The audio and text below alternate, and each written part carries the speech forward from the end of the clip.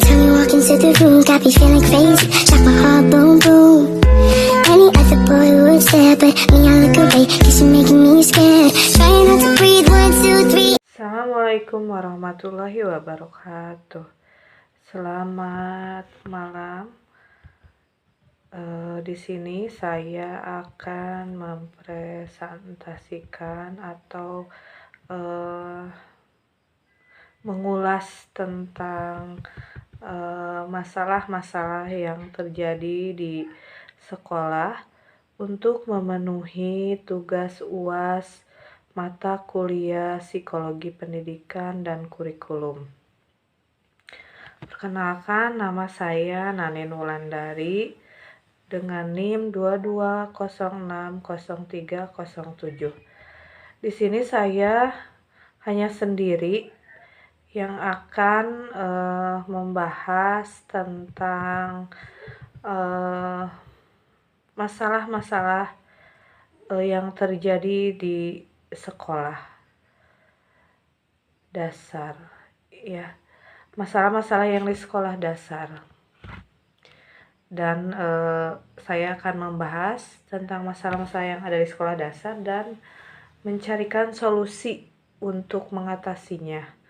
Kebetulan saya sudah mengajar di Sekolah Dasar SDN Giri Mekar di Desa Palasari, Kecamatan Ciater, Kabupaten Subang. Nah, di sini saya sebagai guru wali kelas 2. Banyak sekali masalah-masalah yang terjadi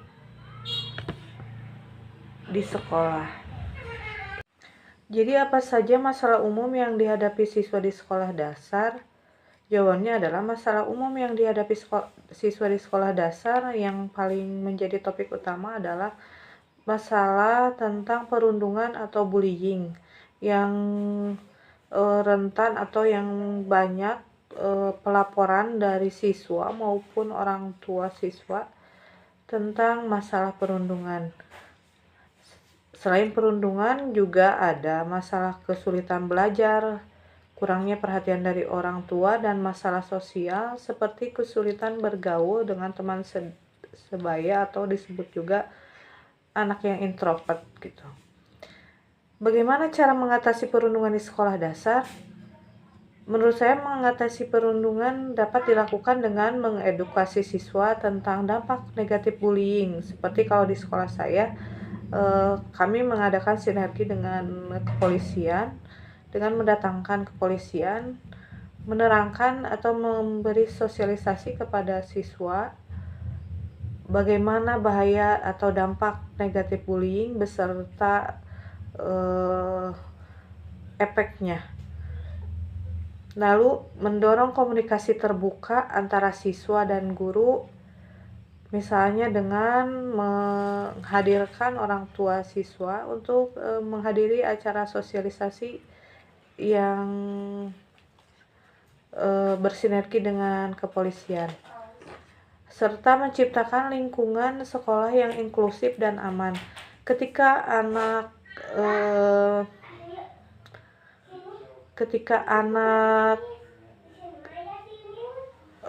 Ketika kita sebagai guru mendapat pelaporan dari siswa, jangan diabaikan atau dianggap remeh, karena itu bisa menjadi berlarut-larut.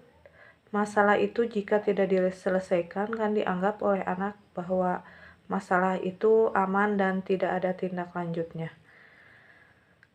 Lalu sekolah juga harus memiliki kebijakan yang jelas terhadap perilaku bullying atau tentang sanksi yang diberikan ketika ada perbuatan-perbuatan atau perilaku bullying. Lalu apa yang harus dilakukan jika seorang siswa mengalami kesulitan belajar?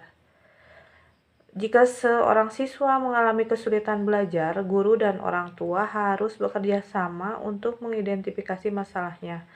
Pendekatan yang bisa dilakukan adalah memberikan bimbingan tambahan, menggunakan metode pengajaran yang berbeda atau diferensiasi, untuk merujuk siswa ke spesialis pendidikan jika diperlukan. Tapi karena sekarang lagi pendidikan inklusif lagi diterapkan, jadi untuk merujuk siswa ke spesialis pendidikan jika diperlukan itu rasanya tidak ada, karena bagaimanapun keadaan siswa tersebut tetap harus diterima di sekolah.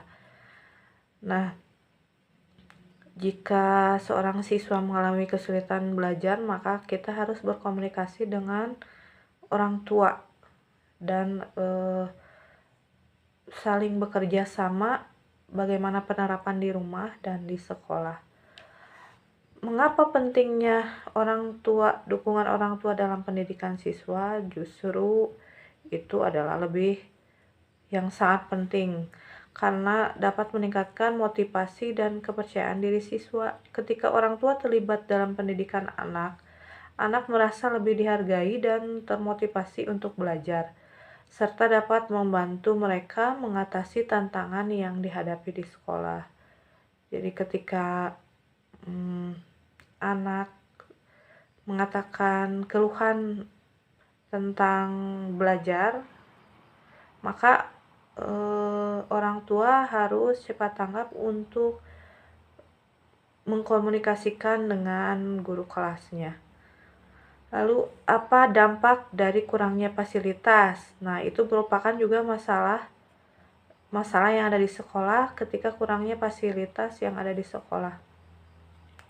Kurangnya fasilitas di sekolah dapat menghambat proses belajar tentunya, karena siswa mungkin kurang mendapatkan pengalaman belajar yang optimal, seperti akses ke buku, alat peraga, dan teknologi.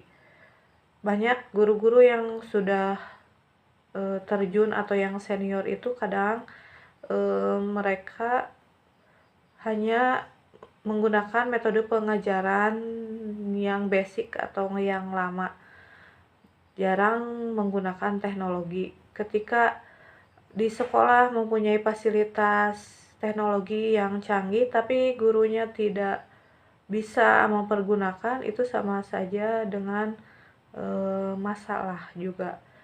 Di sini perlu halnya seorang guru itu mengupgrade diri di era globalisasi atau di era teknologi sekarang. Karena anak ketika melihat alat peraga atau hal-hal yang lebih real, itu akan menarik bagi anak untuk belajar lebih semangat lagi. Nah, bagaimana cara meningkatkan kualitas pendidikan di sekolah dasar? Menurut saya, meningkatkan kualitas pendidikan di sekolah dasar dapat dilakukan dengan yang tadi, meningkatkan pelatihan guru seperti KKG, memperbaiki kurikulum, menyediakan fasilitas yang memadai, serta melibatkan orang tua dan masyarakat dalam berbagai kegiatan sekolah. Penerapan metode pembelajaran yang inovatif juga sangat penting, karena itu tidak membuat anak bosan dalam belajar. Seperti itu. Sekian presentasi dari saya.